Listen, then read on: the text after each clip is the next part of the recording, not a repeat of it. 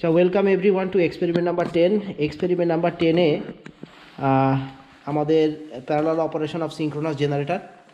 So এখানে আমাদের ইকুইপমেন্টগুলোকে আমরা অলরেডি কানেকশন করেছি আর কি।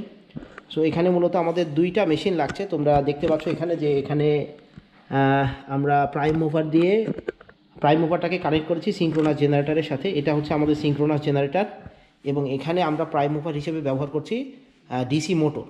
সো আগে যে আমাদের এক্সপেরিমেন্ট ছিল সেই এক্সপেরিমেন্টে কিন্তু আমরা প্রাইম মুভার হিসেবে 3 ফেজ ইন্ডাকশন মোটরকে ব্যবহার করেছি, কিন্তু যেহেতু এখানে আমাদের স্পিডটা কন্ট্রোল করার দরকার হবে প্রাইম মুভারের, সুতরাং এক্ষেত্রে আমাদের ডিসি মোটরকে ব্যবহার করা হচ্ছে। কারণ ডিসি মোটরের স্পিড কন্ট্রোল করার যে মেকানিজম এটা রিলেটিভলি সিঙ্ক্রোনাস এই ইন্ডাকশন মোটরের স্পিড কন্ট্রোল করার মেকানিজমের থেকে সহজ।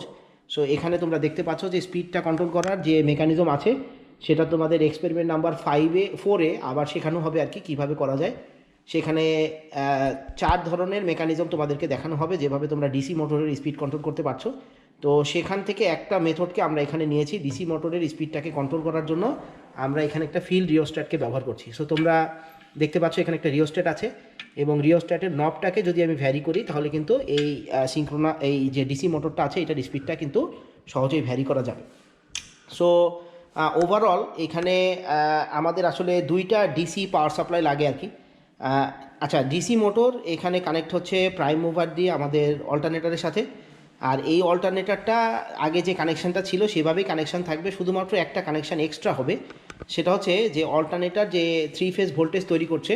সো তোমরা এখানে দেখতে পাচ্ছ যে এখানে একটা সিঙ্ক্রোস্কোপ, এটা একটা 3 বাল্ব মেথড, মানে এখানে আমাদের অল্টারনেটরটা প্যারালাল অপারেশন হয়েছে কিনা এটা চেক করার জন্য একটা এই ধরনের একটা বক্স আছে আর কি, 3 বাল্ব মেথড আমরা বলি আর কি। সো এখানে দেখতে পাচ্ছ বাম পাশে 3টা ওয়্যার আছে। এই 3টা ওয়্যার আসছে হচ্ছে আমাদের গ্রিড থেকে। সো গ্রিড বলতে আমরা বোঝাচ্ছি যে আমাদের যে পাওয়ার সাপ্লাই যে প্যানেলটা আছে এই পাওয়ার সাপ্লাই প্যানেলে L1 এবং L2 L3 থেকে আসছে আমাদের এই বাম পাশেরটা, এবং ডান পাশে যে 3টা আমাদের সাপ্লাই আছে আর কি, যে নব আছে, এই 3টা আসছে হচ্ছে আমাদের সিঙ্ক্রোনাস জেনারেটর থেকে, সিঙ্ক্রোনাস জেনারেটরের W1 V1 এবং U1 থেকে। সো আমরা আসলে প্যারালাল করছি কাকে? প্যারালাল করছি সিঙ্ক্রোনাস জেনারেটর যে 3টা আউটপুট দিচ্ছে আর কি, সেটার সাথে আমরা প্যারালাল করছি আমাদের গ্রিডের যে গ্রিডটা যেটা আছে সেটাই হচ্ছে, সেটাকে আমরা প্যারালাল করার চেষ্টা করছি আর কি। আর এক্ষেত্রে দেখো যে এখানে আমরা কতটুকু ভোল্টেজ তৈরি করছি, ওপেন সার্কিট ভোল্টেজ কতটুকু আসছে আমাদের অল্টারনেটর থেকে সেটা মেজার করার জন্য লাইন টু লাইন ভোল্টেজকে মেজার করার জন্য আমরা এখানে একটা ভোল্ট মিটারের সাথে কানেকশন করেছি আর কি, এটাকে আর কি ভোল্ট মিটারের সাথে আমরা কানেকশন করেছি সিঙ্ক্রোনাস জেনারেটরকে আর কি। আর সিঙ্ক্রোনাস জেনারেটরের যে ফিল্ড এক্সাইটেশন, সেই ফিল্ড এক্সাইটেশনটাই যে F1 এবং F2 এইটা আনছি হচ্ছে আমাদের এই যে বাম পাশের যে টেবিলের যে ডিসি পাওয়ার সাপ্লাইটা আছে এখান থেকে আনছি।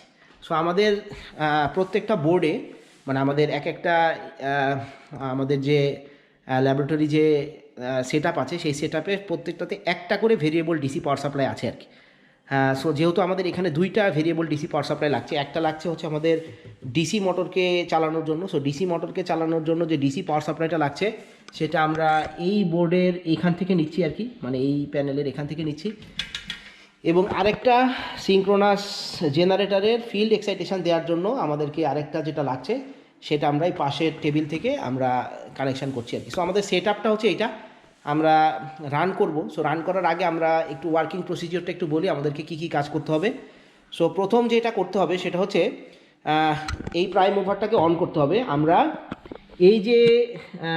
এই যে ডিসি এক্সাইটেশনটা আছে, যেটা ডিসি মোটরকে আমার রান করবে আর কি, সেই ডিসি মোটরের ভোল্টেজটাকে আমরা অ্যারাউন্ড 180 থেকে 200 ভোল্টে নিব আর কি। ডিসি ভোল্টেজ নিয়ে এই প্রাইম মুভারটাকে রান করব, এই প্রাইম মুভারটাকে, এবং এই প্রাইম মুভারটার স্পিডটা অ্যারাউন্ড 3000 RPM আমাকে আনতে হবে। এরপরে আমাদের আরও কিছু স্পিড কন্ট্রোল করার দরকার হবে, সেটা আমরা পরে বলছি।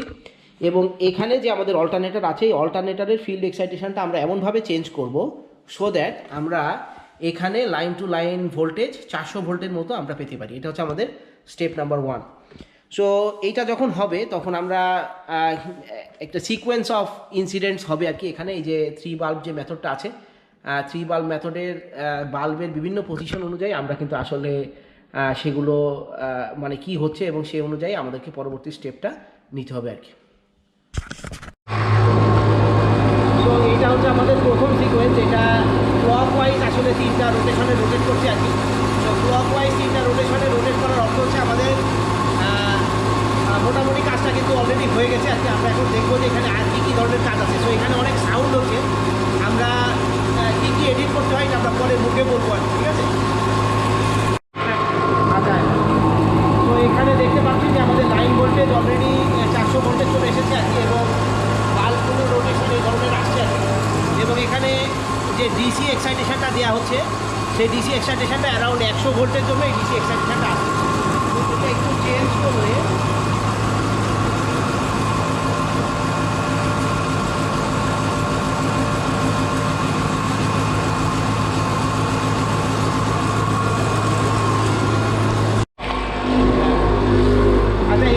তোমরা দেখতে পাচ্ছ যে আমরা প্রায় 2 ব্রাইট 1 ডার্কে চলে এসেছি। আমাদের খানিকটা চেঞ্জ করতে হবে আর কি। এখানে অলমোস্ট 2 ব্রাইট 1 ডার্কে, এই যে 2 ব্রাইট 1 ডার্ক, এবং যখন আমরা 2 ব্রাইট 1 ডার্কে পৌঁছে যাব,